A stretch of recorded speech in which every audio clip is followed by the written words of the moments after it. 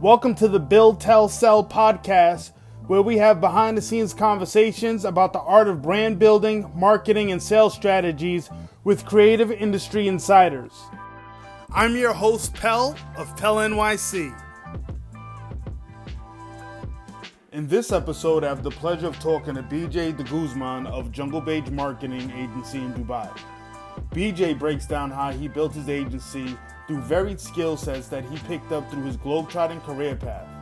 He also talks about how personal hustle garnered his entry into interning at Complex Magazine to managing major marketing and advertising campaigns for Microsoft, Red Stripe, Jordan, Puma, and many more. Plus the importance of chasing personal goals versus chasing industry accolades. Thank you for taking the interview. Really appreciate it. Known you for a while, know you're from Cali, and that you actually came over to New York. Met you doing marketing and stuff, but what prompted you to come to New York in the beginning? Was it school? Was it something else? Like, what was it? Right. I had a lot of family in New Jersey, New York, so I would visit over the summer when I was younger.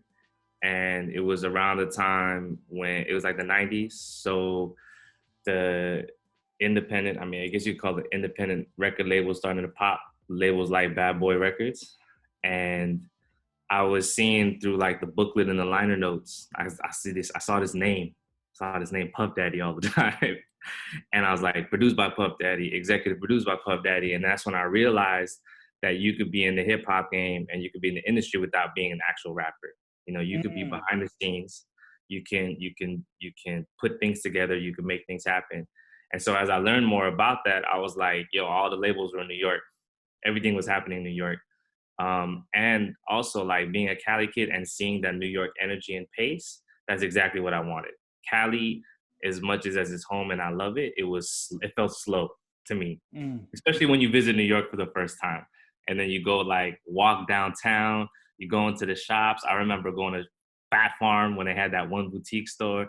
I remember buying Echo when it was ECHO, and I'd never seen anything like it, like these graphic tees. It was like, the first graphic tee I bought from Echo was like a dude in the middle and an angel on one side and a devil on the other. Yeah. And I was like, yo, this is the type of shit you weren't seeing anywhere else. And so, when I was like a sophomore in high school, I just sat my parents down and I was like, yo, I'm going to New York. Prepare for it. I'm leaving to go to New York City. So, but my parents is, first generation Filipino immigrants. So they were like, you're not going anywhere without a college degree. So I applied to Fordham. I applied to NYU. I got into both, but though I probably should have went to Fordham in hindsight because it was like a much better financial situation. I was like, yo, I need to be in Manhattan. So I went to NYU and I started, my first dorm was like on 8th Street. And right by like Greenwich, what's the park in West Fourth? Yeah, West Fourth, yeah. So I was right by there. Oh, you was by NYU. You was by a lot was going on. I mean, then and now. Man, I was in the mix. I was in the mix. I was right by Broadway. I was very close to 14th Street, Union Square. Yeah. Yeah, man, I was in the mix down there. So it was the same dorm as Rick Rubin when he attended NYU. Oh wow! I mean, so that's pretty dope. Funny enough, even dialing back a little bit, you mentioned that Echo shirt, and my friend Mike Thompson, incredible artist, graphic designer, and he's now a digital sculptor. He actually designed that shirt. Word. Yeah. I did a stint over there, so I know a lot of people that came. Echo brought out a lot of great talents that are still their work is still resonating today in a lot of companies. Bro, if you was in the streetwear before it was even called streetwear or into design, when you saw some of those early designs from them or like 555 Soul, it was like nothing you ever saw. Oh no, it was very different. It didn't have a definition at the time. I mean, it was pure. Not to say that there aren't like brands. Every generation has their new pure energy that comes out, and at the time, that was it. What type of kid would you say that you were when you first came here and you was in that epicenter of downtown by Broadway, Washington Square?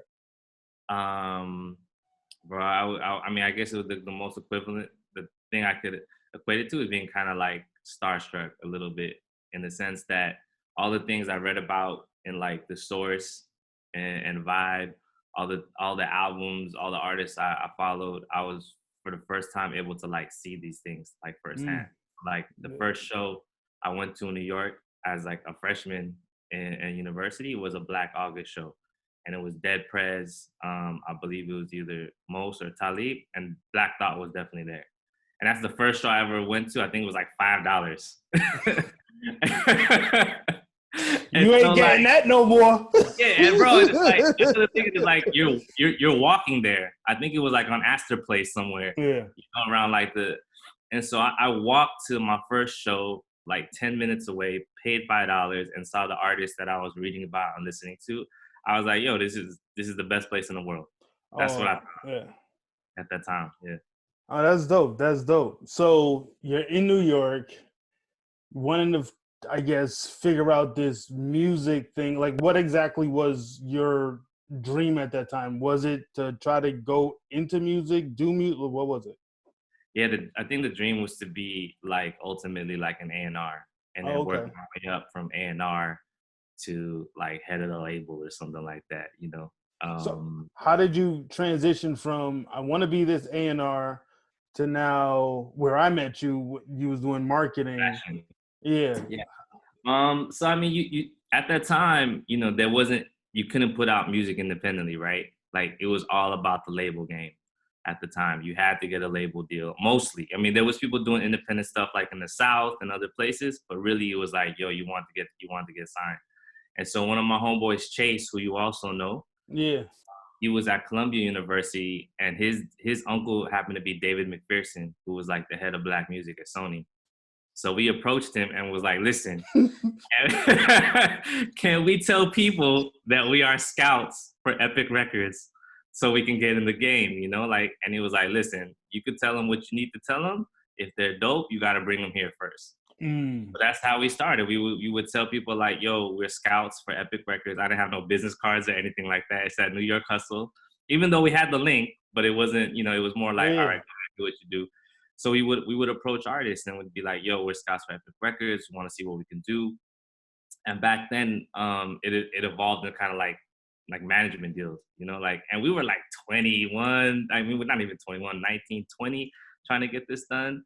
But yeah, I mean, we did have an eye for talent, you know. So we met an R&B act, we met a hip hop act from Tennessee, and we did everything to get them deals, man. And that's what we did on the side while trying to go to school. Like I was running track, he was playing football, but we wanted to be in the game, so that's how we did So how did you? I didn't even know that you was doing all of that. it. You know, like, and I'll give it to you. That definitely is hustle. You definitely was hustling. You know, it's Yeah. like, yo, I'm getting in where I could fit in. I feel you. And moving Yeah. from one coast to another to Good. follow your dream. Salute and kudos to you. Thank you. Um, but yeah, you got that one. But so how did you go from hustling, no business cards, being an A&R, right, Yeah. into actually sitting in and doing marketing plans and marketing Sure. budgets in fashion? Right. It was two things really, man. It was the dot-com bubble, which like killed the economy at the time. And so even though I was like, I think it was like a sophomore going into a junior university, people weren't getting jobs when they graduated, you know? So I would see my peers graduate and they become bartenders or babysitters or waiters. And no disrespect to those things, but it was kind of like you were supposed to have like graduate with an NYU degree and get like a gig. And that's what I wasn't seeing that. So I was like, yo, I got to take my career a little bit more seriously. And then on the music side, what I learned about music management is that it's not about the music. So I actually had one artist tell me like, yo, BJ, you are my father, my brother, my husband, my best friend. And I was like, yo, this felt like some like babysitting Yeah. slash like part Relationship. like relationship. It wasn't what I was about, so I was like, nah, I'm good. Like this is not what I was thinking. And so these things too happening. I'm walking in New York and I see a poster for Complex magazine, and it's Nas and Dominic Chianese. Dominic Chianese was the dude from The Sopranos, Mm. and I was Junior. like, Junior, and I Yeah. was like, what It was like that echo moment. Remember I saw that graphic tee? It was the same thing where I was like, and it's the same family, by the way. So I was like, what is this? Like, why is Nas and Junior on a poster together? What is Complex Magazine? I go home that same day, like, you know, look up Complex online, and I find out, I get the number. I call them up the same day. I was like, I would love to intern for you guys, you know? And I'm thinking like, because I'm a sophomore at the time, or yeah, like sophomore, junior at the time, I'm thinking, yo, I got 2 years to grind, right? Like if I could intern for 2 years, maybe it turns into something. That was my thought process. And so they were like, yo, come in tomorrow. And I was like, so I get all suited and booted, have my CV printed out like it was like a corporate job, because I had no idea what a startup was at the time. I just, you know, if I see a poster on the street, I'm thinking Yeah, you're official, you're major. Yeah. So I show up and they look at my CV for like a second and they're like, yo, you can start right now. And I was like, what? So like it's happening really fast, man. And for those who, you know, aren't in publishing, they just closed the issue, which means that they just turned it in. All the editorial team is gone because they've been working crazy hours to get the issue done, writing it, designing it, whatnot. And so they were like, listen, I know you have a writing background, because that's what I was in NYU for. But the issue is closed. So the only thing open is marketing. Do you want to go to marketing? And I was like, whatever. So I go into the marketing department and I meet this dude named Alan Kett. And I find out Alan Kett was the fucking founder of Stress Magazine, which is like, if you know, like for those that don't know, man, it is the originator. It was way more advanced than its peers. It was political. It was more in-depth journalism. It was fresh. Yeah. Like I knew Stress because when I was in Cali, I opened up Stress Magazine and there was a fucking 45-inch record of Black Star's definition. Like that was like perforated. That was perforated. You could take pop it out the vinyl and play that shit. I was like, dude, this was stuff that nobody was doing. Yeah. And so when I found out that was him, I was like, man, fuck the editorial team. I need to be around this dude. And that's how I ended up in marketing. You know, like I was supposed to be a writer. You know, like that's what I went to school for. That's what I still do to a degree now, especially with the agency and with my side time. But after I met Ket and I saw that world, I was like, nah, I'm staying here. And none of that was planned. You know what I mean? That's all. It was all coincidence. Yeah, sometimes the best things are not planned, and you know, because if you have this roadmap, your roadmap usually is boring if you have plans for yourself, right? But when you cutting through that jungle of unknown, that's when you meet, you know, a type of life characters that actually mold you, because you wasn't planning this. You wasn't planning to meet Ket. Like I wanted to be Puffy. I mean, yeah, the road that you was trying to do that, and the next thing you know, you turn around, you meet this dude, like, oh shit, I know your work. Like, I know your magazine, and your magazine. He was my first mentor. Yeah, and you wasn't even planning for that. And he was like, oh crap, you know. I'll tell you a funny story that Kid don't even know, bro. I remember because I was still trying to dabble in the music game in terms of management and signing people. And we found out you was rapping. No, not at all.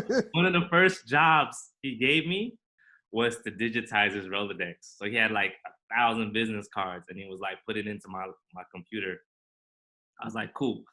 So I'm going through the cards, bro. And it's like Irv Gotti, Dame Dash, like all the names that are running the game. And on the side, I'm texting Chase, like, Chase, hold this number down. Because I'm like, yo, this, you don't know when it's going to come in handy. Hey, I feel you. But the question is, did y'all use any of them? No. I did. I had it in the bag just in case. And I was geeked from having it, but nah, man. By the time I got to know Ket and work for him, I was like a soldier, man. So I wouldn't do nothing crazy. I mean, and 9 times out of 10, Ket would have gave you the numbers anyway. True, you know. But yo, and listen, man. But Ket gave me, like, the thing is, Ket gave me the intern grind, bro. Like all of my jobs, that shit, like stuff that interns have to do nowadays. Interns almost like have like regular jobs. They get like paid. They do like little mini things, bro. I remember one of the other jobs he gave me after that was like he showed me like 6 cases of Belvedere vodka, and he showed me a hand cart, and he was like, "We have an issue release party on the other side of town. Take all these cases of vodka that Dame just dropped off and bring it to the party." So I'm like, Wheel it through the city? wheeling through the city, Yo, bro, right from one now, side of the city to the other. an And I intern would did be that like, shit yo, gladly. what's up with that Uber? Yeah, no, bro. I was wheeling cases of Belvedere vodka. I mean, fuck, I didn't know I could get jumped for that shit, but I was wheeling it like, yo, I'm gonna do anything I can. Nah, Just like that, Bucky, you know what I'm saying? I'm gonna do yeah. anything I can to Oh, you get was gonna my you was willing to go across the bridge for the cheesecake and back again. bro, 100 times over. I mean, I feel you on that. I mean, when you have a dedicated grind like that, sometimes it really does shine over the knowledge that you have in that particular field because they know that you're willing to go to bat. You're going to be the sniper, the grunt, front lineman, medic. Like you just down for the cause. Listen, You ready to be on that battlefield. what I've learned through my time, even now as like an agency owner, is like either you got to be super talented or you got to work really hard. Mm-hmm. I mean, the in between don't really work. If you're super talented, you could deal with a lot of people's personalities, maybe their different way of Quirks. doing things, their quirks, because they get the job done. Or you work your ass off, and I know that I could depend on you to work on it. So I'm like, if you kind of be both, then you're gonna win every time. I feel you on that.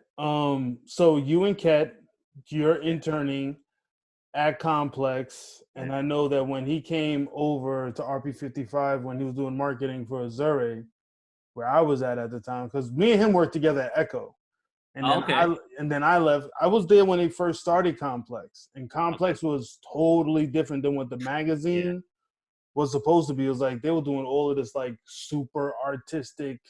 The double covers. No, this is before that. Oh, really? I didn't know that. Yeah, this is when he was with Steve Marcus. I don't know if you know Steve, super dope. Yeah, you know Steve. I know Marcus well. Yeah, hung out with him. Everything. Super dope illustrator, just brilliant mind. Done stuff for MTV. Had his own cartoon, and those guys they went out to Cuba when you wasn't able. And this is like what early 2000s when you wasn't allowed to go out there. Yeah, and they were documenting the graffiti out there. But they were also, I think that they, don't get me to lying, but there was some, I don't know if it was Argentina somewhere, that they were going to go meet this furniture manufacturer out there who like dealt with rare wood. And, because Mark at the time, he was into like all of this super high level art that like now we take for granted. Yeah. And that's what the magazine was going to be about. And it actually, I still have it came on a mini disc. Really? No, yeah, and they put it on the clothing. They was going to put the mini disc on the clothing, and actually that was going to be the first entree to let people actually see the magazine, to see what it was. And then I think they needed a easier route, not all this high level stuff because of who the Echo customer is. And when the whole thing got stripped down, and they changed it to the whole flip cover. Got you. So one side was editorial, one side was product. Yeah, which was like mind blowing. Just that alone was like mind blowing. Yo, man, that first cover is where I'm at today. Yeah. You know what I mean? Like, without it, I'm not on that path. I'm still telling people I'm a scout at Epic trying to like get labels. I feel you. So y'all come over to RP, and were you still interning then? No, so like at that time, like I busted my ass and I got a job with Complex. Like after Ket bounced to RP55, they pulled me into the room right away. They was smart. Tina and Ben were like, "Yo, want to offer you a job, dude? I'm still in university at the time, man. I'm still like a junior in NYU, and they're like, we want to give you a job, and I'm like, hell yeah, of course, But in the back of my mind, I'm still like, yo, Ket's my mentor. I know whatever his next situation is, they'll probably holler at me. So I started working at Complex. They already moved to a new office. And I was just on the marketing team, man, supporting marketing and sales, helping with like issue release parties, dealing with like sending the magazine out to people. And I was still hustling. So I had an R&B act at the time from Philly. anytime I had to send a magazine out to Star Trek or any of the labels, I would just slip that CD in. Yeah. You know what I mean? I was doing stuff I, not supposed to, but like you gotta figure it out, right? Yeah. And so, and I worked with Rich Antonello for like, I was there when he just joined from like Who's Penn. that? Rich Antonello is now like the publisher, and I think he has like equity in Complex now. He's like the Oh wow. big boss at Complex. Oh, that's And dope. I was there when he first came over and started a new team. I was there when Laurent was there. Oh wow. Yeah. I mean, a lot of people come. I mean, a lot of people come through different doors. Yeah. I mean, especially Echo. Echo and Complex has some The great, university, man. amazing people come through. Was Mark still involved back then too, or Yeah, no? yeah, He was. yeah. He was. Yeah. There was still everything was still going. And then I was working in Complex. Cat finally gives me the call. We go to lunch at some Cuban spot, I think it was, and he was like, "Yo, I landed this gig at RP55. I want you to be my product manager." And I was like, "I don't know what a product manager is, but I'll do it."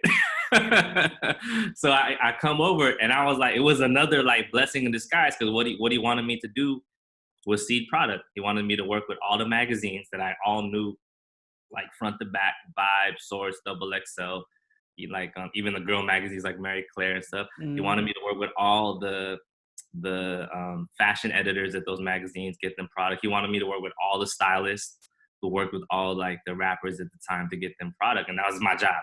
Seed product, don't go over budget, which I always did. And that was it, man. That like started my fashion marketing career. And also I got to be behind the scenes while him and Tishan and him and Skins did all the creative campaigns. And as you know, at that time, we might not get RP55 and Azuri and Indigo Red might not get credit like the Fat Farms and the Rockawares, but we was always killing them when it comes to those spreads.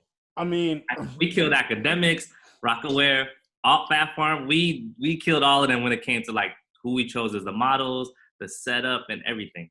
but what I really will give y'all as a creative team is when it came time to do those ads and I was over there, I told those guys down in VA, everybody was designers like, we have to design into this. Like y'all set the bar. Yeah. So we designed in the collection, y'all took the collection and made it look like something else, and we were like, oh, we didn't even know it could look like that. Yeah, yeah. Like the overhead shot in the car with the girl. I don't know what they did, a helicopter shot or some craziness. It was like a drone shot before they had. Yeah, it was crazy. Bro, remember Denise Vassi's first big campaign was Azure. Oh wow. Yeah, she just took off after that. Well, I mean, back then the hustle was real for everybody, and giving anybody some like any type of airtime was a blessing. And what you do with it, of course, is like you have and it to was have on social media. Yeah, and you have to have that same hustle and grind that you had. You know what I'm saying? Like, yo, Chase, hold these phone numbers right now. We don't know when we're gonna have to hit up, Dame or somebody else on this. So I totally feel you. So you're definitely building your own brand at the time. May not be focusing on it, but building your own brand. And then next thing I know, you disappeared. And I was like, oh, where did he go? Yeah, man. So was that when you went to Jamaica? It was like maybe a year out from that. So Cat left. He was crazy busy. He was working on he put out the Get Up video game, the graffiti video game. Oh yeah, for Echo. Yeah. He left. And then a new dude came in, and you know how that stuff is. It's always a little awkward, like your boss, your mentor bounces. So I was still working with RP55, but then I made like a crazy jump to work with Eben. Eben Heath, the artist. No. Mm-mm. I'm gonna send you his stuff, man. He's a great artist. He had this thing called We Night, which was like a political like. It was like Vice before. It was like Vice, where it took like it was like the political world, Yeah. but it was super artistic. It brought in like elements of like hip hop culture and things like Oh, that's that. dope. So I worked with him for a while in Dumbo, Brooklyn, before Dumbo was popping. So that shit was crazy. I was like, what is this place? He had an office like in a recycled paper plant building that's probably worth like 100 million now. Oh yeah, yeah, yeah. So I did that for like a short stint, just writing. So I went back to my writing roots. And then then we reconnected, right? Because then I became the head of marketing for the the young people's chorus of New York Oh City. yes, yes, yes, yes, So like yes. I was very much like, I mean, after being in like the editorial in the fashion game, clearly I needed a break, right? So I I went still get their emails. to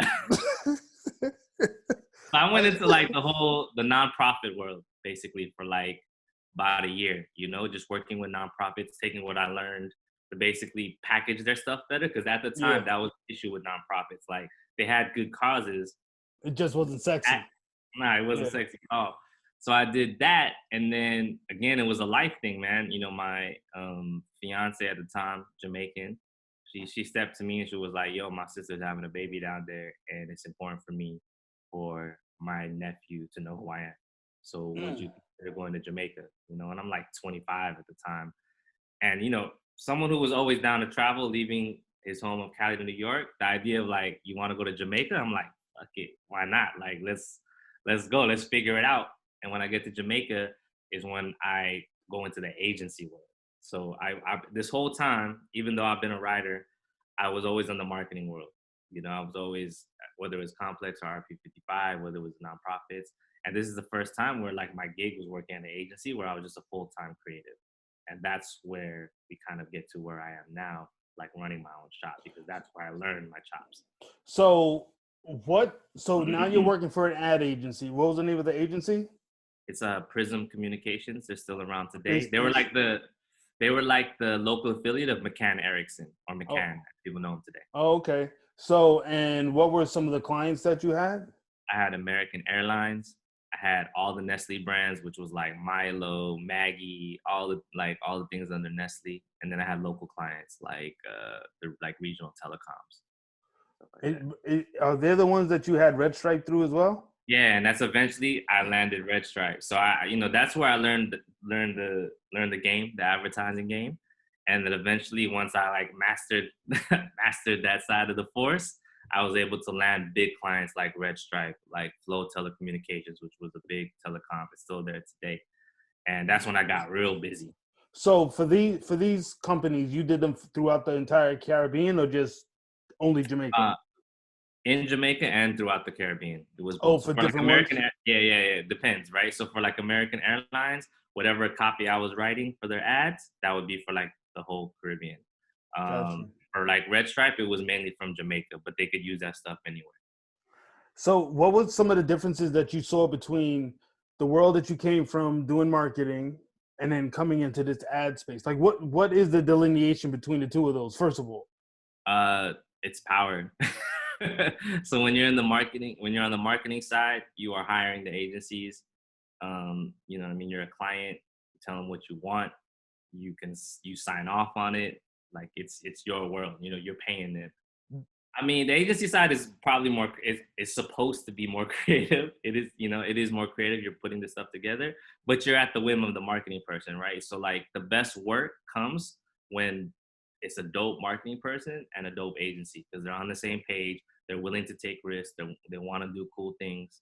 And the creative agency could be like, do disruptive, wild things. And the marketing person is like, cool, I'll sign off. I'll take the hit for it.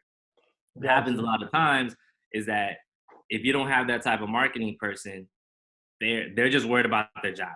You know what I'm saying? They don't want to rock the boat. They don't want Yeah, to do something that people are gonna be like, yo, what is that? yeah, They do something safe. And a lot of times the agency gets the brunt of all that. But eventually, like ultimately, the marketing person signs off. So if you see yeah. a dope campaign, you have to give it up to the marketing person. If you see a whack one, you gotta give it to him too. It's like when I was at I get you.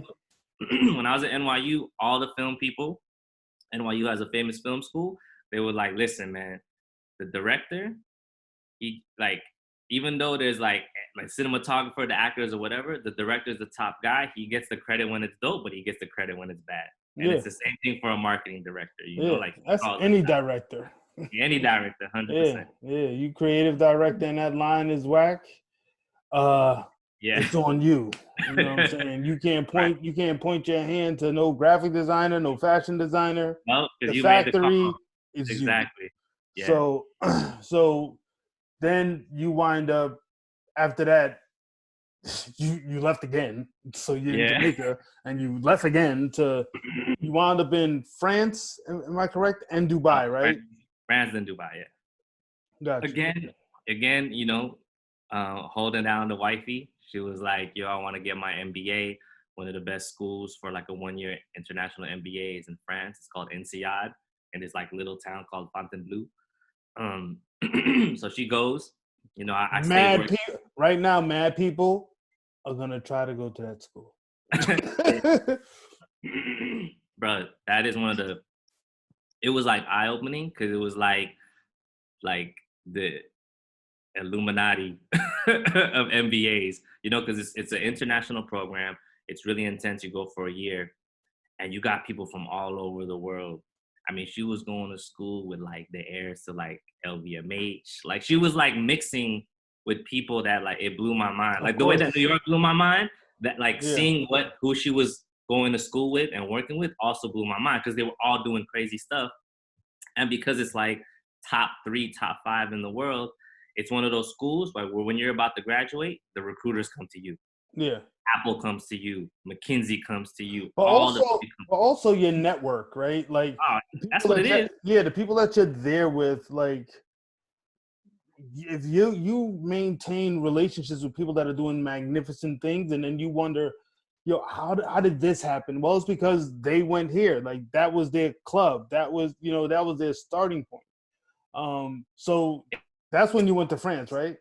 It's the same reason why parents want their kids to go Ivy League. Say it again. So that's when you actually went to France, correct? Yeah, so I mean, you know, it's that type of MBA is not going to be cheap. So I stayed in Jamaica. I was working, and then I worked out a deal with the agency to like spend her last like half or more of her year there working remotely.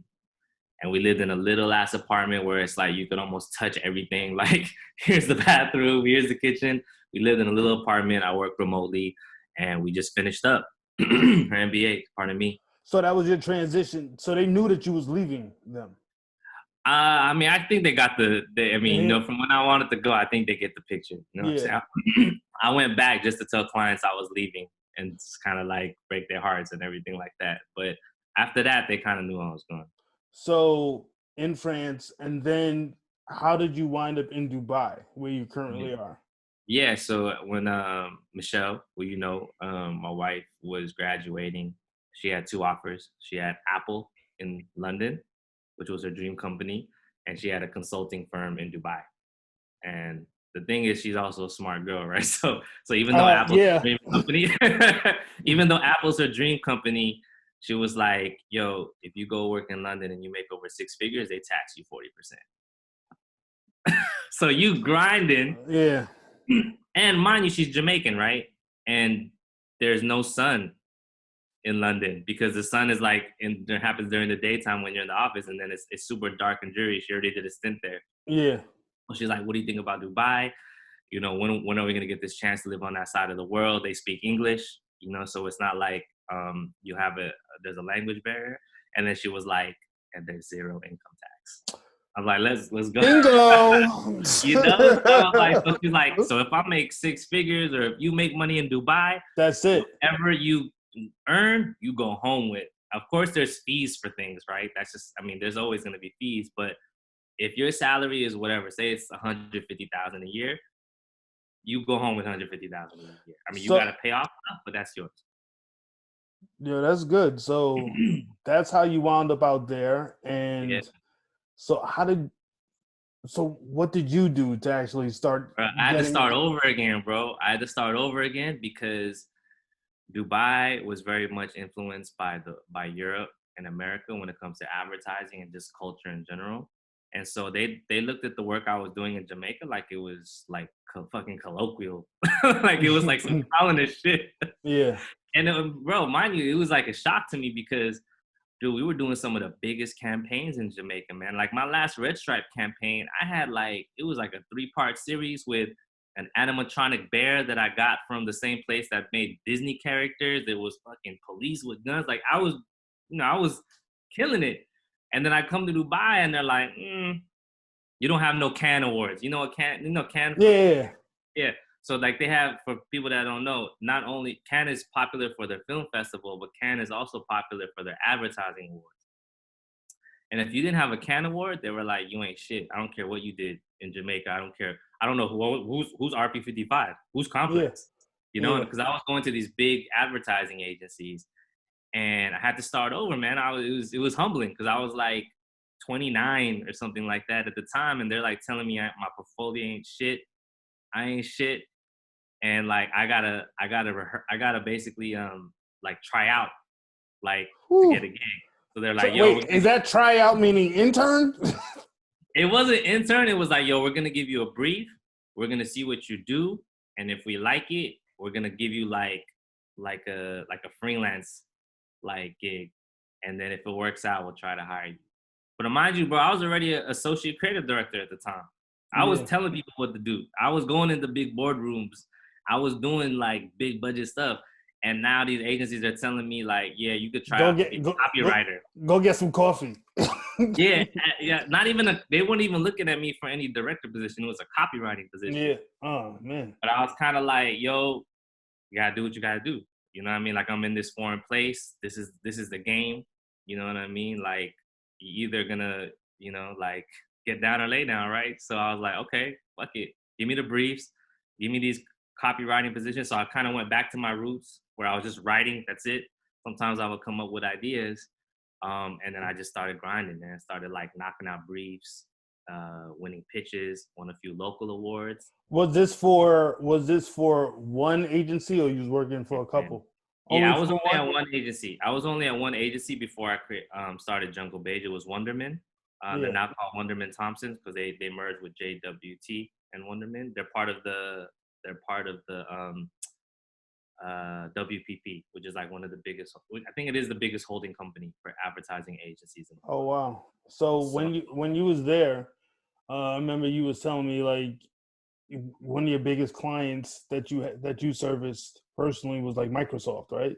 Yeah, I mean, I worked my way from just being like a copywriter, like a senior copywriter, to a creative group head, which finally had like a management position. And my client was Microsoft for the entire Middle East and Africa. So I had to oversee all of Africa, the whole continent. Wow. Yeah, the whole region of the Middle East, the whole continent Africa. I had to oversee the creative for that particular business. Oh wow. Yeah. And how long did this transition go from you being just a copywriter, you know, making your bones again, all the way back up to handling Microsoft? It was like 2 years. That's not bad. It wasn't that crazy, you know. And I worked with a lot of cool clients on the way. Nokia, Unilever, which is a big FMCG. Yeah. Nissan.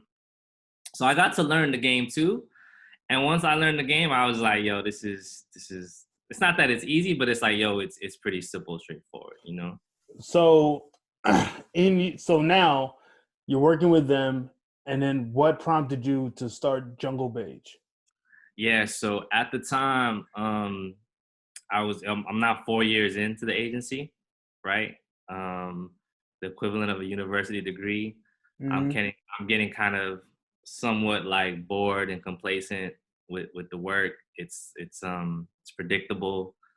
And also it's like if you're in the mainstream advertising industry, they all want to win Cannes awards, bro. They all want to have a Cannes, you know, like that's like their Grammy, their Oscar. And they're willing to do fake work for it. Meaning like they're willing to step to a client and be like, hey, I have this really cool, I don't know, illustration poster idea. Can we just release it one time so I could like enter it into Cannes, you know, and possibly get an award? And I kind of was like, and not charge them? Nah, they won't charge them. They might not even charge them. They just want permission to put it out. It's always different. It's always different depending on the relationship. They might still get charged because it's something they want to use. But if it's kind of like what they call ghost work, which is like, yo, they just want to do work on behalf of the client to show off their skills, oftentimes they won't charge like what Oh, they wow. just get permission. And I just coming from our background, I was like, this is like reverse hustling to me. Like, so you want to like work your ass off to win an award on something that didn't really like have a lot of impact. And I'm not saying that people who win Can Awards isn't campaigns and projects that are really out there in the world. There Mhm. are, but I would venture to say that, and at least that this region and others, I mean, maybe half is stuff that's kind of like they're just pushing it on the client to put out. Oh, I feel you. I mean, it's just like you got ghost work, you got ghost writers. It's like, Yeah, and I just was kind of like, man, this is whack to me. You know what I'm saying? Like, I'm not gonna spend hours and hours to put out one piece of material or one thing just to try to win this award and like validate myself from this like random ass award. Because where we was coming from, that's not validation. yeah, Validation is like you got a cool gig or you're making a little bit of money, you're independent, you've done work in the streets. And then you put out like in your case, you put out clothes that people actually wear, yeah, millions of people actually wear. yeah, Like that's millions. That's what we were dealing with at RP55. That's how successful they were. You would design a pair of jeans, you would design a tracksuit. That shit was being worn by 50 Cent. That shit was being worn by this artist. yeah. Hundreds of thousands of kids were wearing it. To us, that's what was making it. Getting an award for something that possibly wasn't real work, I was like, nah, that ain't it. And so at the time, I was kind of working and like on the low consulting for my homie's brand Amongst Few, which is a big streetwear brand in the Middle East, the biggest. I was there when it was started. I'm not wasn't on a team per se, but we would have a lot of conversation. My man Mikey about what they're doing, what I would do, things like that. And so I was like, listen, man, I think I want to get back to the marketing game.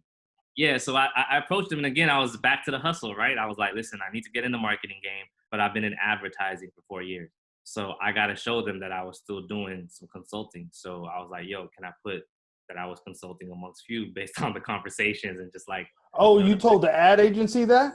I told my man Mikey who had the brand, who Oh, was my okay. dude. I was like, bro, I'm gonna put you on a CV. I don't want you to see it and be like, I don't want them to call you and be like, who's BJ? You know what I Yeah, mean? 'Cause I wasn't an official consultant. It was more like we were homies. He was starting a brand. He'd be like, what do you think about that? What do you think about this? And over a beer, we'd have multiple conversations. But I was like, yo, I need to show some sort of credibility in that world again. Can I put you down as a consultant? He was like, of course, because that's what we all do for each other, right? yeah. And You got to pad it. yeah, you have to. And then a week later, he was like, bro, let's have a coffee. And then he was like, why don't we just start our own shit? He's like, why don't we start our own agency and go after clients we like? So I know you was tired of working with Microsoft. Let's go after Nike. Let's go after Apple. Let's go after the brands we fuck with that we Yeah. like and do it our way. And I was like, okay, bet. So we didn't have any clients in mind, but we was able to get an investor to finance it for like the first year, and that was it, man. And so like we started Jungle Beige in like March of 2016. Bro, I didn't get my first client. I mean, even though we worked on Amongst Few stuff and we had like little projects here and there, I didn't get my first major client till the summertime, bro. Till like I want to say June, July. So Oh, like wow. for months, it was tough. I literally, man, and I tell this story because it's like it's so humbling. I literally was on my knees praying. I was like, God, just give me one client to show what we can do. Because yo, man, you have an investor, you're going into an office every day, and you're like just, you're trying to do things, but there's no real work. Like Yeah. you're starting to feel like, yo, is this shit gonna pop? Is it gonna work? And then finally, man, we landed our first client, which was Jordan, and it was to help them open the first Jordan store in the Middle East, which was at the Dubai Mall. And so we had to basically do some consulting work, figure out which of the influencers and athletes and creatives in the industry that we would send the invites to, make sure that we got them there, make sure we hosted them. You know what I mean? And so that was our first gig. And from there, we started getting like more More. and Is more. the Dubai Mall the largest mall in the world? At this moment, it's the largest mall in the world. Oh, I mean, Yeah. I can see why he was getting more clients. Yeah, it was a big one, man. That really Yeah. jump started us, and then we worked with Jordan again and Nike for Seoul DXB, which is like the big sneaker and culture festival in Dubai. It's huge. They have So big movie. do you do marketing for Soul DXB as well, or No, we work with the clients that work there. So it's kind of okay? like Soul DXB is kind of like Magic and all those conventions, but it's consumer based. So like brands go there and they have booths, but it isn't to necessarily meet with like buyers. It's for like consumers to come see the new product, to interact with the brand and stuff But can like they that. buy product there? Is it like Yeah, you can complex? buy. So it's kind of like ComplexCon. It was before ComplexCon. Oh wow, ComplexCon wow. took that model. Yeah, I was actually speaking to Ari from the foundation. Works with Dre and Hutch. He's one of their partners, and he was mentioning he was talking to me about Soul DXB when I was mentioning to him that I was going to be Yeah, interviewing you. it's huge, bro, on this side of the And it map. still goes on. Yeah, man. I mean, and it gets bigger and bigger. Like last year, they had Coffee and Wu-Tang perform. All the big brands out here, Oh wow. from Puma to Adidas to Cadillac, like all the big brands have But booths. are there smaller brands there as well, or Yeah, do the smaller brands get lost? nah, not necessarily, because the way it's built, man, they have these big anchor spaces and everybody knows who they are. You can see them. It's like 2 stories or 3 stories, and the rest is just like 1 story spaces, and you walk around. You know what I mean? Oh, It's a big venue, but you have time to see everything. Everybody gets really creative with their booth. is it You know what I mean? also art and other type of culture there Yeah, as well? they'll have like a gallery. They'll have like a gallery of something. They have talks. Oh, So that's lots of dope. art. Yeah, they have talks. They have Babito and Stretch have been having a radio show there and things like that. So they have it from like they have stuff going on the ground level, and they have like the big massive booths. Oh, that's dope. And wow, I didn't know that it was like that. When Oh, they're killing yeah, it. when Ari was breaking that down to me, I didn't know it was like that. I thought it was just another trade show. When you hear it's like a Yeah. trade show, it's like okay, Nah, man, it's Complex Con before Complex Con. got you. And it sounds like it's still going strong. Where in the United States is still trying to figure out what their new sales format Yeah, really is going to be. In Paris, there's a whole different energy out there, man. I feel like the energy really in the United States is in California. mm, I think that great. the designer that's out there, they really get a chance to design. They get a chance to play. That the whole fashion district is just open for them, and I think the place to show your stuff where everybody's going to is Paris. It's very interesting. So you have your agency now. So let me ask you something. I know you also for writing. I know Yeah. you for and having passionate writing that Mm. I'll define it as I got to decode it, right? It's like a person who really likes hip hop, but you're in it for Yeah, the lyrics, not just the beat. yeah, for So sure. you want to know like, yo, what do you mean by that? Okay, he got a double entendre, and I ain't really catch it. Oh, let me call BJ and see, right? Yeah. So for all of the writing that you do, let me ask you this: what is your favorite book? Man, that is such a difficult question because I can give you my favorite nonfiction, my favorite fiction, my favorite graphic novel. Um, but so let me try to break it down into like, if the first book that comes to mind is 1984. Dope. If I have to just pick one book and be like, go read this, it's 1984. One, it's elite writing, but two, conceptually, I mean, we live in it Oh yeah, to a degree, right? So, and this is something yeah, that he wrote like, dude, like the 60s, you know what I'm saying? yeah, And he called it, people like Aldous Huxley, who wrote Brave New World, Ray Bradbury, who wrote Fahrenheit 451. yeah, They called it, yeah. and so if I had to recommend one book, it would be 1984. But as someone who is a writer and reads a whole lot and has a big library, that is like asking someone with like their favorite hip hop album. Oh, I know. Very difficult. That's why But I you know asked you. what? I'm gonna say this for whoever is watching, man. I think if you're American, you got to read The People's History of the United States of America by Howard Zinn. You have to read that book. It is unique in the sense that it was written from the perspective of the oppressed, not the oppressor. You know, from the Native Americans all the way into the Civil Rights Movement. And if you really want like if you want to read a history book that's not gonna make you blow your like brains out, that is the one. You know what I Mm. mean? Yeah. So if I had to recommend two books for you know my American brethren, read the People's History of the United States of America, and just for like anyone, read 1984 or any of Orwell's stuff. Man, he wrote Animal Farm, which was crazy.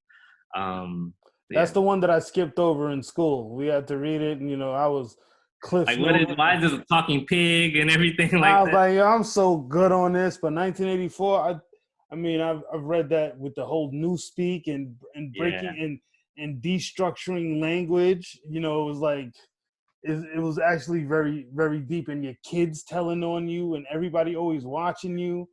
The Uh, pros were the people that were like disconnected from it, yeah, but had more humanity than everybody else. That's like the rest of us basically now. yeah, and Yeah. misinformation, fake news. Yeah. Fake news. Um, So how much does I take it that your personal writing actually comes into your work, because I guess that for me, art Yeah. is release, right? Sure. So is your personal writing like a release for you? Yeah, it's where like I don't have to answer to anybody. I could write whatever I want, put it out, see what people think, and just move on. You be It's not writing like little slick shit. I write a lot. Yeah, I write a lot of stuff where I'm like, yo, I don't think clients are gonna like this shit, man. It's like yeah, like they're gonna be like, B is an anarchist. Well, I don't really take it as that. I just think that you're witty and you're to the point. I think that you're Yeah. I mean, what I tell like the writers that come through my agency, you know, the biggest challenge for like dope writers who want to get into advertising is that they get into advertising and they want to start writing like advertisers. And I'm oh, like, no, the best writers find a way to take their personal style, which mm, if you're a great writer, your personal style is gonna have wit. You're gonna be funny. You're gonna be eloquent. You're gonna be graceful. You find a way to merge the two. yeah. That's where the great writing stands out. Like that's the shit that like Wyden and Kennedy and Nike do all the time. Write That's the it stuff through a lot of your voice, but through their brand filter.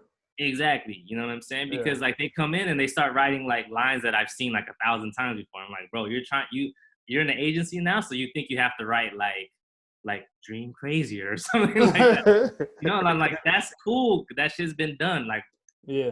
and I'll be like, yo, I hired you because I read your like journalist, like your journalistic writing. You know, I hired you because I saw your fucking Instagram captions and they were hilarious. Yeah. You Like, know why is what? that showing up? Like for me, like in designing and trying to find my artistic voice, I go to Miles Davis. Like there was a quote that he said. Mm, He's like, "Yo, to paraphrase, is like play what's not there."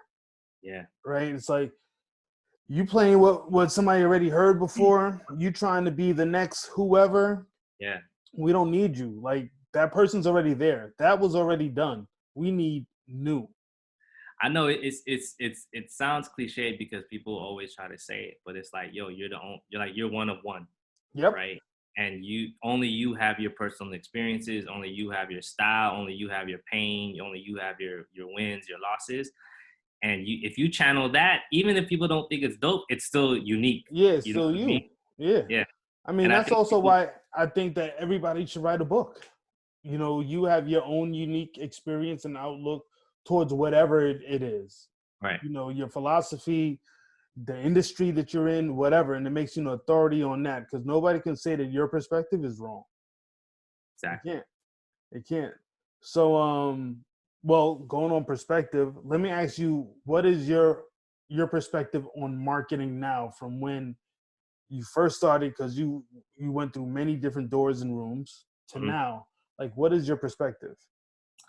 I think it's a simple philosophy. I think that when you work on behalf of a brand as an agency or you're the marketing person at the agency, one, you have to know the DNA of the brand. What do they stand for? Because no matter what you're doing, that should always shine through. Because you're just communicating, like, you know, if the brand is a personality, you're just communicating who they are, right? And that is always has to be your DNA and foundation. And then you could try to do wild shit or do different things that haven't been done, but it still has to be like, if it's Nike, you know, everyone is an athlete. Like that's the core of who it is. My philosophy of marketing is like, whatever you want to do, I think there is no limits, but it has to be authentic to that brand. The same way we're talking about a book has to, you know, like a person is, there's no one like that person. There's no one like a Nike. There's no one like a Puma. There's no one like an Apple. So as long as you stay authentic to that DNA, then you can go do a lot of other things, but that always has to remain your foundation. You know, that's just my philosophy. So that it's like, yo, know who the brand is inside and out. Know the history. You know what their goals are on the business side and on the creative side. Like know everything about them. Know everything they're trying to achieve, and then that is your foundation to do whatever you want and try to like shake up the world or whatnot. I like that. What has been like one of the most unique places that you actually get inspiration that somebody wouldn't guess that this is actually a source for you? I don't know if it's so much unique, man, but I'm a big believer in input output. You know, like if you want inspiration, go consume something, go read a book, go watch a show. So, I mean, I'm just like everybody else in the sense that I'll watch movies and shows, but I watch it with I'm watching it thinking like, what am I going to see? You know, I'll go back to like Ocean's 11 and like, I'll go back to the greats. Like Ocean's 11 is Steven Soderbergh, right? Che is Steven Soderbergh. Christopher Nolan has a bunch of movies. I'll go back. I'll just sit there and be like, why is this great? You know? And deconstruct it? Not so much like to the point where I'm not enjoying it, but I just kind of just try to like watch it with like an open mind and not like if someone was like, what happens in Matrix 2? You know, like got you. Just watching what do they do with the plot? What do they do with the writing and stuff like that? And I think another thing that I relied on when I wasn't, because I didn't have a traditional advertising background, I had a marketing background and I was thrown into it. So what I tried to do, which was always like my go-to, was I tried to like think of characters and like writing that character, you know, like for instance, if I was talking to like a more wealthier audience, maybe with more income, who are into the finer things, I'd be like, what is George Clooney? How is George Clooney and his like suave self? How is he talking to these people? Because I might not know it, so I have to try to like embody these people. Yeah. So that was kind of like, I never told nobody that, but that's what I had to do because I wasn't classically trained, right? I didn't go to Miami ad school. I didn't start interning at an agency.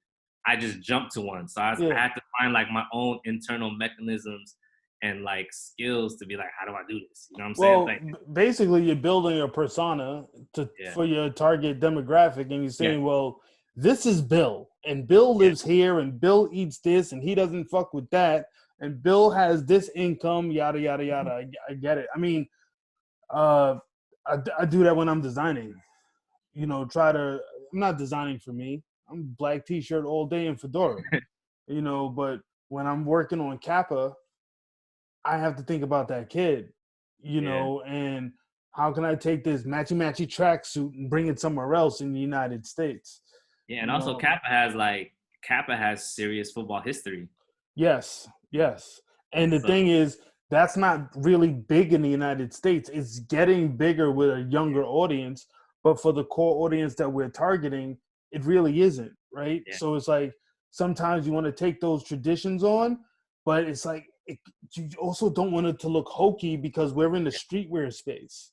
Right, it's like Champion or something like that. Yeah, so it's like, and that integration is very interesting, but what we try to do, and not to go too much into the design philosophy with Kappa, but what I try to do is have those sensibilities, understand what their brand filter is, what's their rules that they definitely do not want to delineate from, right? And then how can we do our storytelling towards our target market through that target demo persona that we make up? How do we sell them goods in a way that they're used to? 100%. You know, because you have to be able to explain that shit. And I think what a lot of people do is they just start designing or writing stuff and they think it's great and they want people to sign off on it. But yo, that's not how it works. Like, No. if you come up with a new concept as an agency, if you come up with a new concept as a designer, you got to go in and present it and explain to people why we did this, why it makes sense, why people are Yeah. going to connect. If you can't do that, then you're not ready to go put Oh it out no. in the world. You know what I No. mean? I think a No. lot of people, that's like a misconception in the game, or at least when you're younger, you don't know. You think you got to just create like a cool illustration that's going to make a dope graphic tee. In testing your marketing, do you do any type of focus groups? No, no. And that's because for our agency, we're fully lifestyle based. So we work with, when I say lifestyle, it's like fashion, entertainment, health, beauty, F&B, which is food and beverage. So it's all things that I try to say that, well, not I try to say that me and the people I hire are into anyway. And Gotcha. that's what we tell clients, that our competitive advantages. We don't need to do focus groups. We are in the community. Mm. We do have that experience. We move Damn. in those circles. Yo, I don't need to hire anybody. That's like my bar on them. Like, you know what Nah, I I mean? feel you. I'm not an outsider. I Yeah. know the creatives personally. I know the artists personally. I know who's doing stuff. I can call them up. I don't need to call up their manager. Yeah. I don't need to do, like, a lot of big agencies when they're trying to be like, who do we work with? They're gonna go like research on hype beast, or they're gonna research on complex. And guys like us, we know who we need to go work with. We know who needs Yeah. to get a shot. You know what I Yeah. mean? Like, Rock Marciano's never done a campaign. Let him do his first campaign. It's Yeah. shit like that we know inherently. And that's how I try to sell ourselves, because I can't compete with the big agencies that have armies of analysts and, like, people that could like sift through data and do Yeah. all these. I don't have that. I got like me and like a dozen people saying that, Yeah. like, yo, you know what's up. That's why you should hire us. Yeah, but they're doing all these mechanicals and they do all this analyzing and they miss the stuff that's right in front of them. So, but Listen, that's what's why I got a business. yeah, I feel you. I feel you. What's one of the hardest marketing lessons that only experience could teach you? That you could be great and still not get the business. Damn. You don't get the business because a lot of factors. It could be like, yo, you're too expensive. Yo, you might be too small as an agency for them. Yo, you're not homies with the people who's trying to get the agency. And so, like, there's no meritocracy. You know what I'm saying? It's not. It's when it comes to business, even in the creative world, there's no meritocracy. Like, it's who you know. Still, it's who you know. Yeah. And once you have the opportunity, you still have to show and prove. But it makes a difference. So for people like me and you, like, if there's a kid out there who grew up loving Kappa, right, and has an idea for Kappa, he might not ever get to Dre, Yeah. right? But if I have an idea for Kappa, I'm like, Pel, I haven't talked to Dre in years, but obviously Dre knows me.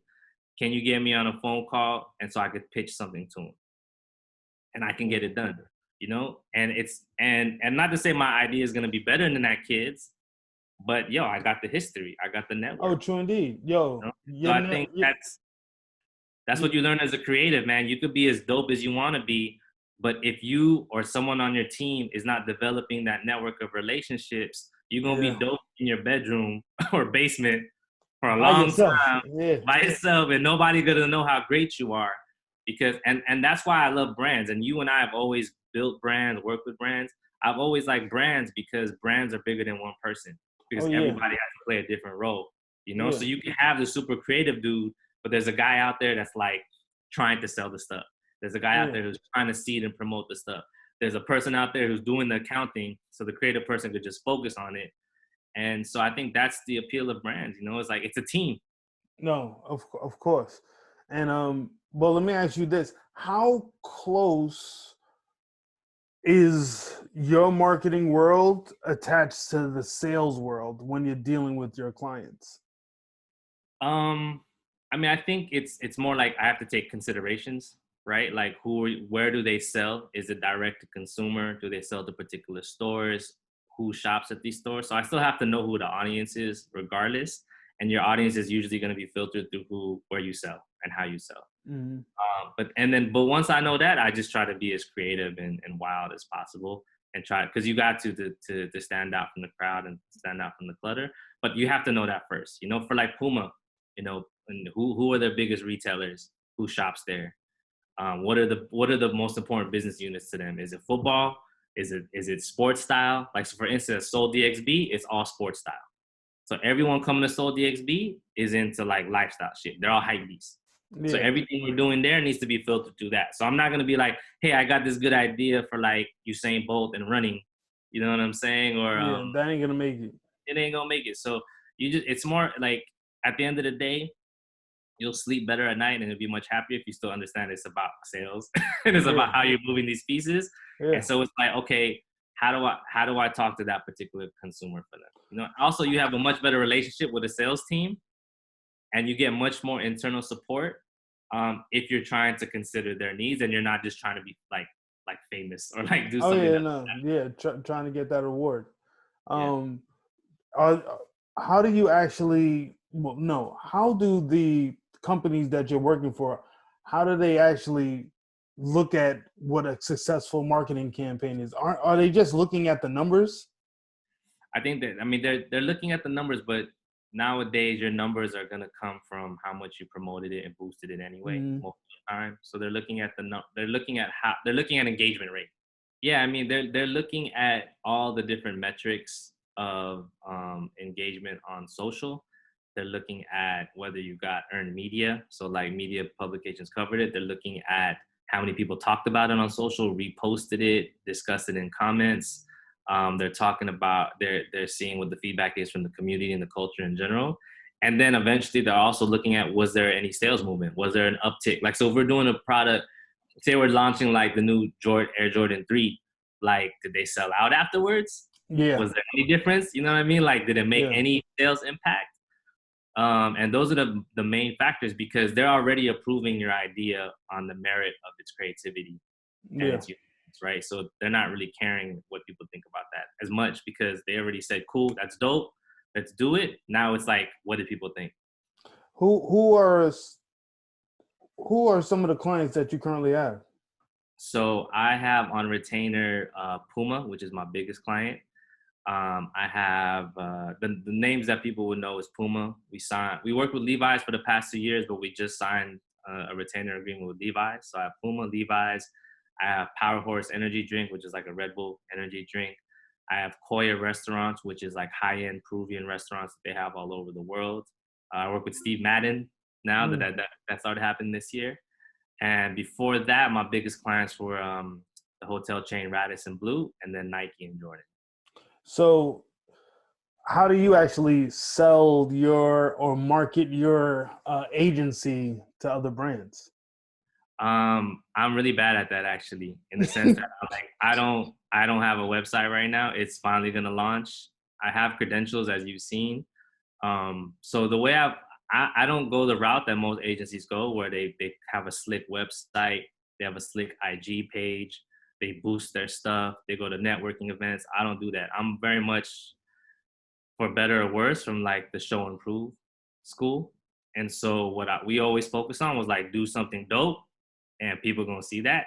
Oh, that's your personality. You know? And so, and that's what's happened. So like a lot of the business that I've received, it's like, yo, I saw that stuff you did with Amongst Few. Yo, I saw that stuff you did with Puma. Yo, I saw that stuff you did with that coffee shop. I want the same thing. Can we do this? I'm actually almost all of it for the past 4 years has been that. The site that I'm about to launch this month is more just like a culmination of the work we've done over the past 4 years. You know, and like I have people talk to me too, like clients will be like, yo, how come your IG page isn't popping? How come you only got like such and such followers and you don't post a lot? Because I work. Because I'm working on your stuff. Yeah, that's exactly what I say. Like I don't have time. Like if I have a choice between like doing something cool for you or just like bigging up myself, I'm going to go chase the bag because I need to pay, like, because I own the agency now. So I have payroll. You know, I got to pay myself. I got to pay others. I got to pay bills. And so I'm trying to work, you know? And so that's how I've marketed myself is like, yo, this is the work I've done, you know? And if you want to do something similar, like, let's talk about it, at least on that level. So with these clients that you have, as far as like being in the retail space, do you see are you doing more of a push towards social? and direct to consumer, or Mm. is it still? Do you still see a heavy brick and mortar presence? I think that if you deal in the lifestyle space, and especially with fashion, you have to have both. So obviously, it's going to weigh more towards social media and digital, and that's where a lot of our retainers come from. But we Mm-hmm. still do a lot of big projects for events, for activations that are unique that haven't been done before, because that's what gets people talking. That's what brings the crowds out, and that's also turns into content anyway. So if you go Yeah. to a dope event, you're already trying to be like on stories, Oh posting on the yeah. talking about it. You know what I'm saying? So it all lends itself to each other. It's like offline and online connect, because also it's like, even though everything is digital, everything is e-com, there's nothing like going into a store that looks great. I don't You know, know. that's merchandised very well. No. That's designed very well. Even if it's just marketing, it has a big impact on what consumers think, because they can touch it, they can see it, and all Oh that. yeah. I mean, there's something very important about UX, having user experience, and people think that only works. You only have to think about that when you're actually making an app. But Mm, I believe in you need to do that, and we have been doing that in any type of product that you're making. You have to think about how the consumer actually going to interact with this. But also, you also have CX, which is customer interaction, like being in a space. And why how are you trying to make them move through the space? Why is the register over here? Why is the bar over there? Why do you 100%. have all of this, all of the footwear off to the side and blah blah blah, whatever. I don't think that people really think about all of that.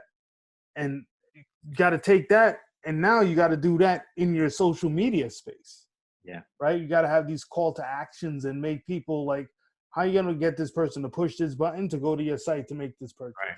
Exactly. And Super even important. then, mad people abandon their carts on the site, right? So there's Yeah, people who are thinking about, how do I send messages to people who abandoned their carts? Do I yeah. send them a discount? Do I say, hey, we missed you? Like, it's the whole experience is being tracked and trying to be planned to address. Oh yeah. No, true, true, true indeed. Well, let me ask you this. One last question. Give a jewel to that person out there that is trying to get their marketing social media game up. What's one easy jewel that you could give them? Make something, man. Like, so many, like, you could have a padded CV, you could work here and there, and I've done it. I have experience. But if you really want to get people's attention, make something, and let that be what speaks for you. Because Mm. it's cool. Like, you could tell me, hey, I interned at Nike for a year, or I worked at Nike for a year. But what did you do there? Like, did you just watch? You know what I'm saying? Like, Yeah. what did you make from it? So it's like, I'd rather see, like, yo, this kid dropped an album, or this kid, like you said, he created a comic book. He wants to be an artist or designer. He created a comic book because that was his opportunity. Now I get to see his creativity spread out, and I get to see that he had the dedication to do it. So I But tell I tell I tell young people, I tell my family all the time. I'm like, yo, you want to get into a particular game? If you want like EA Sports to notice you, go make a game. You know what I mean? Or even go write the narrative to a game, put it on a website, and then when they're like, let me see your portfolio, send that to them. Because then they've seen that you actually care about it and you have the chops to make it. You just need yeah, an opportunity. So many people try to rely, I know we talked about networking and everything, but so many people try to rely on just the networking, or just like where I went to school, what I've done. But it's like, if you don't have anything to show me, oh yeah. I mean, that'll get you in the door, but that's not going to get you in the conversation. yeah, And even when you in the conversation, you may not even be in the right conversation, and you that's where know. your work comes in. But for that kid who actually is exploring and doing this physical thing, you know, what would you tell them as far as marketing themselves or marketing that? Like, how can they get their goods or service that they're trying to put out? What's the easiest way for this startup?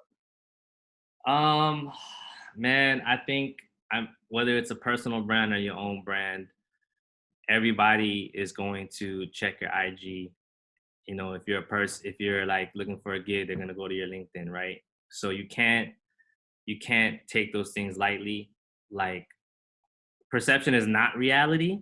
but perception is definitely the reality of the person looking at you for the first time, right? So you need to have all of that. You need to be posting on all these different platforms. Like someone important is gonna see that shit, Yeah. you know? Because if they do see it and you're posting some dumbass shit or you're not showing your best self, your opportunity is gone right there. Yeah. You know what I'm saying? So what's the first thing I do when I know I'm about to meet a new client, bro? I look them up on LinkedIn. You know, like what is their work history? What is their job history? Did they work in lifestyle? Did they work in FMCG? What type of language are we gonna speak? You know, like, do I need to be more analytical? Do I need to show him numbers? I had the same thing. Like I had to meet a new marketing director and he didn't have no fashion experience. He was all about data. So I knew that in that meeting, I had to be right with the numbers. Yeah. You know? So I think it's about everybody has like you could have your portfolio online. You could have multiple social media pages. And you got to take that stuff seriously, man, because they're not going to look at your CV per se only. They're going to investigate you. They're going to look at you and look at your work, you know? True. And if you go, if they go on your page and it's like, if you're a dope designer, but they go on your personal page and it's 90 memes, they might be funny memes. They want to know like where the designs at, where's this influences at, you know, like they want to see that stuff for real. And so I mean my advice is like take all of those platforms seriously, because that's your reputation when you're not around, you know, like if residual income is like the money you make because your book is just out there in the world, your social media pages, your portfolio, your website, that's you when you're doing something else. True indeed. Damn, that was a good jewel. How do you see the market being different between the United States and being out there in Dubai? It's not as different as people think. You know, I mean, this Dubai and the big GCC countries are influenced by Western culture, and so a lot of things that happen in Europe and America, they're up on, especially the kids. They know what's up. Everything is on. The world is smaller because of that damn phone. Also, they have more income here. You know what I'm saying? Like they have more expendable income, so they could buy things. They could travel. They can go see things. So it's not as different as people think it might be, because I mean, you know, whether you grow up out here and you're a local Emirati and you're into your culture and you're into whatever you're into, you know, if you like hip hop, good hip hop is still, you know, it's still Kendrick. It's still those people. It's not a regional thing. You know what I mean? So there's not that much of a big difference. I think the big difference is that it's young, right? It's like, it's a baby in the world. And like Dubai was established like 20, 30 years ago. Yeah. You know? Whereas like, Paris was established centuries ago, you know, like New York was established a century ago. So I think it's just about youth. And so the culture is not as developed, but in terms of what people know, what people like, there's not much of a difference, bro. If you come to Soul DXB, you might even think this is better than Complex Conference. Oh. You know what I mean? That's because it's like they have the money, they have the resources to do something dope, and they go for it. You know what I'm saying? Because also when you're not well known, or you don't have that culture, you have to try even harder to stand out. Oh yeah, especially on a global level. And so they have to go for it. They got to build the tallest building. Yeah, they got to build the biggest mall. They have to bring the Louvre, you know, because they're trying to punch at a higher weight class. You know what I'm saying? So that's what we try to do for our clients too. Like we try to do work for them that like, yo, if you got to go bring this to the Puma team in New York or London, they're not going to be like, oh, that's like some Dubai stuff. No, they're going to be like, oh, that's dope. What can we do? Yeah, like, they're going to be like, how can we use that here? Yeah, exactly. And vice versa. Nah, I feel you. Well, my brother, I thank you for the time. I really do appreciate it. This has been dope.